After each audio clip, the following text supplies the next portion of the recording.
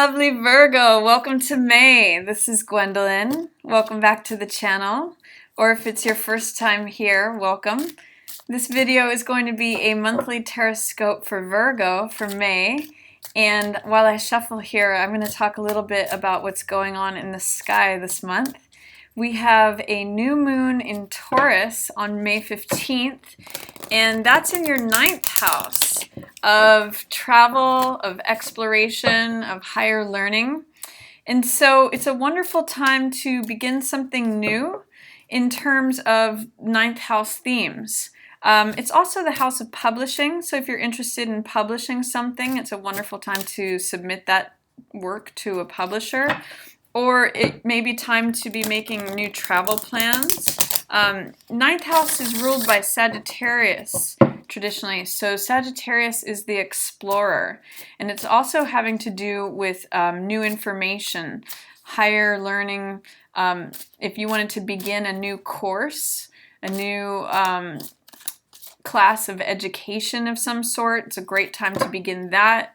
Or again, just setting travel plans of expanding horizons. So new moons are wonderful times to begin things, to plant seeds for plans that you'd like to see put into action. And as you cultivate that or begin that, you may see some nice developments over the course of the next 6 months when we get that full moon in Taurus, and you may be able to either achieve those things or put those plans into motion, or potentially even graduate from a course that you begin right around the middle of May. And then at the end of the month, we have a full moon in Sagittarius. I believe it's on the 29th, and that's happening in your 4th house, Virgo. 4th house is the house of home. It's the house of parenting. It's the house of anything related to where you live or things related to the home. So that's going to be spotlighted and featured for you at the end of the month. It may be a time where some of you may move out of a home because full moons represent completion, sometimes releasing things. But either way, it's just being featured and illuminated. Some of you may make some changes to your home setting, or it could be as simple as redecorating, or even just enjoying your home and really feeling like that's where things are happening for you. So that's what's going on in the sky.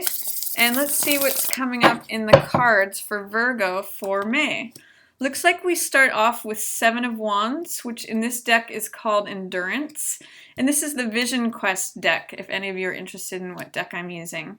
7 of Wands usually means standing up for what you believe in, defending a cause that is worthy, and it's also called Success Despite Adversity. So I'm seeing that in tandem with this Father of Water, which is the King of Cups card. And King of Cups usually represents someone who is emotionally stable, someone who is an ideal partner. And so it could be you standing up for, either being an ideal partner or being with someone who is an ideal partner to you. It means standing up for the things that you believe in that keep you emotionally balanced, and defending those things, being willing to be assertive and fight off anyone who may challenge that. I also see the Shaman card, which is the Hierophant in the tarot, which is a card of partnership. So it could be saying that you're standing up for wanting to show up as an ideal partner in your partnership, or doing things in a traditional, conventional way. It also means following things that are of society's norms, and it means having access to secrets or things that are in a different realm, feeling like you're learning something, you're moving on to higher ground. The shaman or the Hierophant is the spiritual devotee, and he has answers and authority over how things are supposed to be done. So it's potential that if there is any worry or any Nine of Swords here, or Nine of Feathers in this deck. It's called Nine of Air here, and it's called Hurt. But it's really a card of anxiety or tension or overthinking things. If you have any sort of mental stress, it may be worth talking to someone who has experience in that area. I'm seeing for some of you, it may be that you may be talking to a marriage counselor, or that it's doing things in a traditional, conventional way to address any overthinking. There's going to be something that can stabilize you, and I really get the sense that it is in regards to standing up for your convictions, standing up for what you believe in, being willing to defend your space, and it really brings you a lot of emotional stability. That's what King of Cups is. He's someone who always considers other people's points of view, considers others' feelings, comes from a place of compassion and love. So what I'm really seeing here too is that there's a way of balancing, which is what Hierophant does, your mental state versus your emotional state. And if you're having a tendency to be in your head a little too much, Virgo, just return to your heart. Return to what makes you feel emotionally balanced, emotionally stable, being that wonderful partner that you know that you are, or being with someone who is a wonderful partner. I'm really getting a sense of getting endurance and support through partnership here, or even just being the loving person that you know you are. Being of service is really what both of these cards are about, and Virgos are usually really adept at that. That's usually defines who you are, as being of service in one way or another. And try not to let your mind run away with itself. Try not to let excessive thoughts cause you any pain. Again, returning to your heart and maybe getting input from someone who is older and wiser, or just has that place of authority and wisdom, can really help you push through anything that feels like adversity. This again is the card of success despite adversity. So don't let your mind run away with itself. Know that you have the capability to push through anything that feel like challenges or difficulties, especially if they arise at the beginning of the month. And then I see in the middle of the month, you have Balance here in reverse. This is normally the card of strength.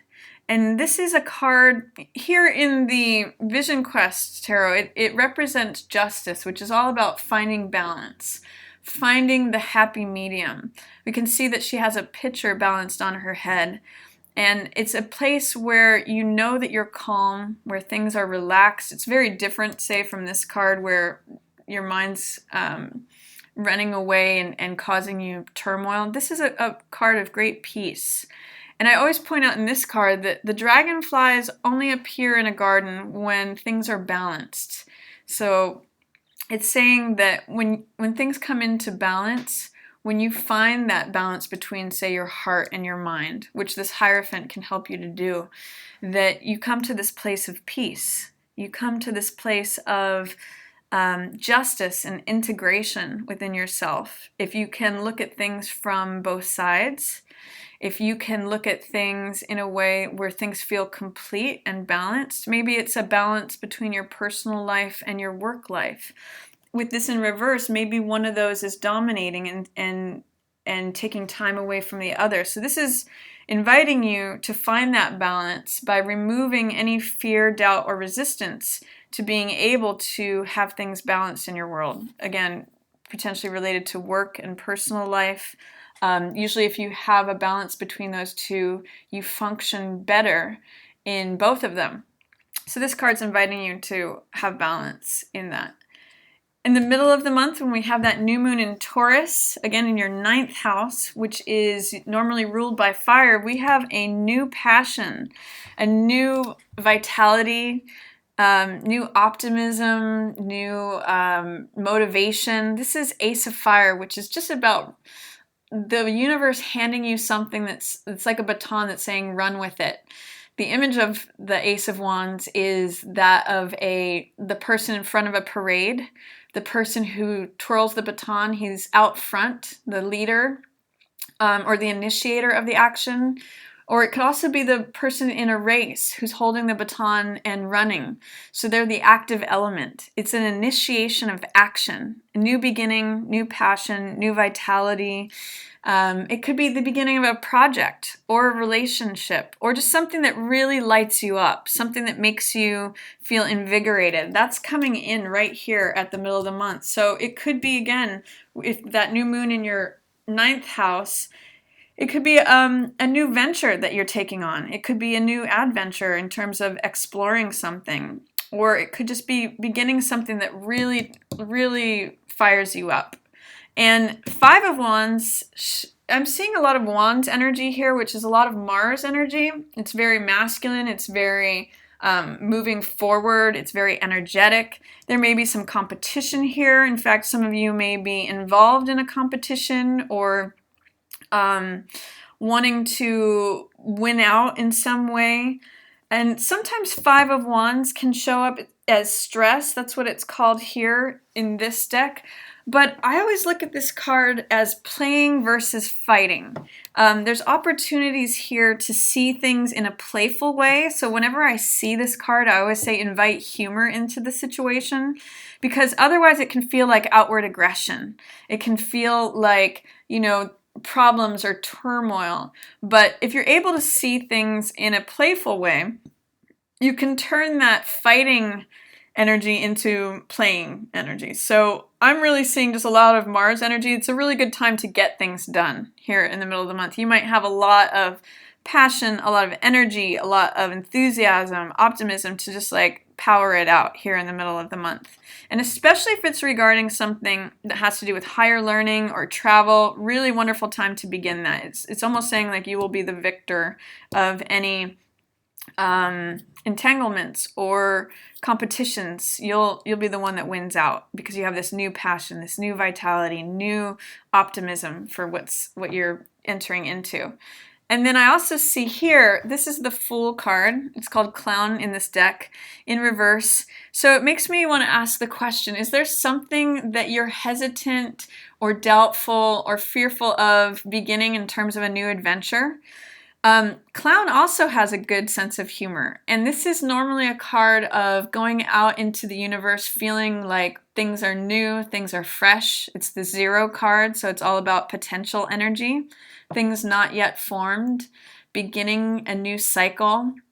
And Fool is a card of faith and hope and trust. He, in the tarot, is usually depicted as jumping off a cliff and trusting that the universe is going to catch him. So is there something, Virgo, that is causing you any fear, doubt, or resistance to taking a leap of faith, to launching into something new? Because Fool has a very carefree, light-hearted energy. So I'm really seeing that if you can achieve this balance between whatever parts of your life are demanding your attention, you have a lot of energy and enthusiasm and active energy to maybe take a leap of faith, maybe be open and carefree. And this is also a card of just feeling really happy, feeling really joyful. So I'm going to invite you to look into this and see if that's something that you have the courage to embrace. I see this big cat here behind him, which usually is a symbol of strength and courage. And so I'm going to say, have the courage to feel free, to feel lighthearted, like you don't have a care in the world, to have hope and faith and trust and launch out on a new endeavor, whatever that might be for you, Virgo. It's actually pretty exciting. It actually looks really fun with both of these 2 cards here. Then, towards the end of the month, funny enough, as we get that full moon in your 4th house, which is all about the home, we get the 4 of Wands also, which in this card is called completion, but it's also a card of the home. So it's usually depicted as a castle with 4 wands. And it might be that some of you are finally finishing up on a purchase of a home, or that you finally have the home that you've wanted, or that you have your home in the way that you want. It's basically like there's a big spotlight on your home life as we get to the end of May. And often this card is a card of celebration and festivity and surprises as well. So some of you may be hosting parties in your home. Some of you may be even like hosting a book club or something that has to do with expansive energy. I'm just seeing like a lot of celebration regarding your home life. So whether that's inviting other people into your home, or there's just celebration, festivity, and surprise available to you. There's a lot of like jubilant, festive energy along with this card. So with these three in succession, I'm seeing just a lot of light energy, a lot of opportunity for fun and laughter and celebration. So that's kind of fun. That's kind of nice for you at the end of May, Virgo. There are some things to be worked out towards the very end of the month. I do see 7 of Swords, 7 of Air here in reverse. This is called futility in this deck, and it means letting go of things that are no longer useful to you. 7 of Swords often can mean like trying to get away with something or stealing something. It's the card of the thief. But as I'm seeing it in this deck, this is a spear whose tip is broken. It's no longer useful. It's no longer of service. So what thoughts, because swords represent thoughts, ideas, beliefs, what thoughts, ideas, or beliefs are no longer serving you, Virgo? Is there anything, like if you looked into, say, a closet of your beliefs, thoughts, or ideas, which one of those or which ones of those are no longer serving you? Which ones are no longer useful? Which ones would it be futile to try to implement? Because this is sort of like dead weight that's being carried around. And in the reverse, it's asking you to release that. What can you let go of that is no longer useful in your life?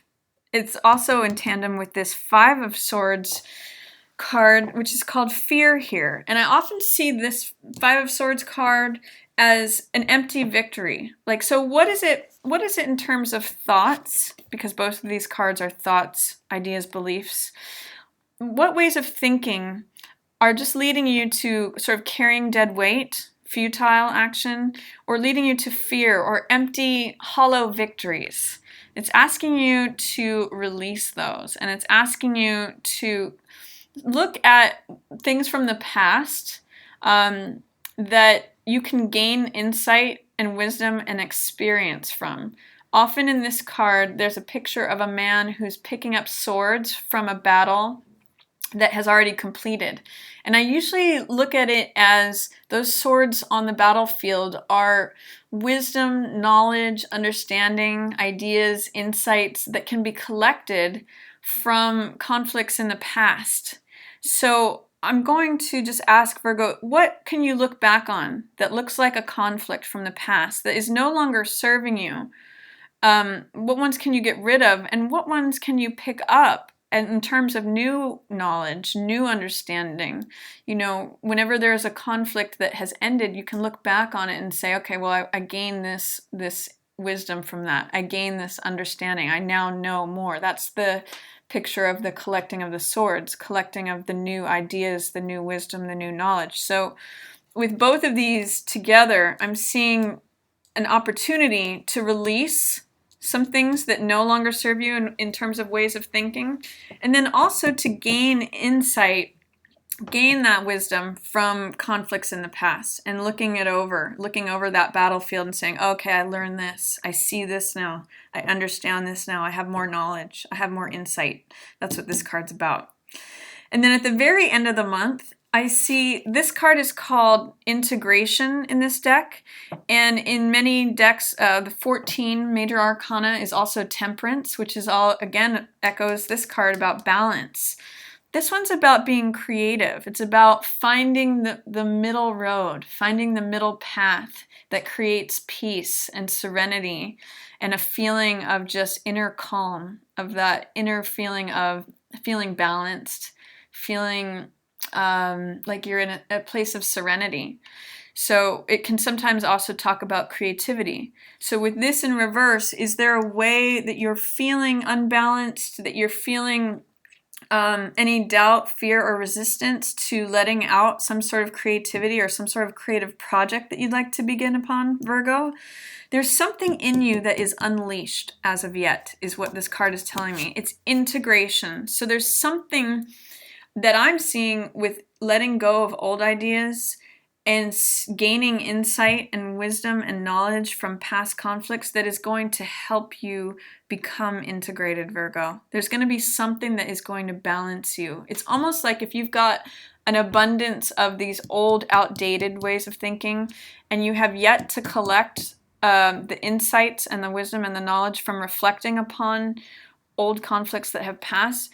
Once you let go of the old ones and gain the new understanding, you actually come into this place of integration. And it's really good for you. It really allows you to bring forth new things that you want to create. It allows you to have this place of inner stability and inner balance. Again, hearkening back to this card, that helps you go forward, helps you be in a place of peace, and maybe even open you up to, a new beginning, a place of feeling joyful, trusting, having faith, being willing to take a leap of faith.